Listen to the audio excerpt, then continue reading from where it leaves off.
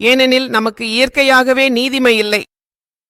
ரோமியருக்கு எழுதப்பட்ட கடிதம் 3ஆம் அதிகாரம் 24 முதல் 26 வரை நீங்கள் படித்தால், ஆகவே நம்புகிறவர்கள் அவருடைய கிருபையினால் கிறிஸ்து இயேசுவில் உள்ள விடுதலையின் மூலம் இலவசமாக நீதிமான்களாக அறிவிக்கப்படுகிறார்கள் என்று கூறப்பட்டுள்ளது. நாம் நீதிமான்களாக இலவசமாக அறிவிக்கப்படுகிறோம். இதற்காக நாம் என்ன செய்தோம்? நமது செயல்களால் அல்ல, இயேசு பிரபுவின் சிலுவை மரணம் மூலம், அவர் சிந்திய இரத்தத்தின் மூலம் நாம் நீதிமான்களாக அறிவிக்கப்படுகிறோம்.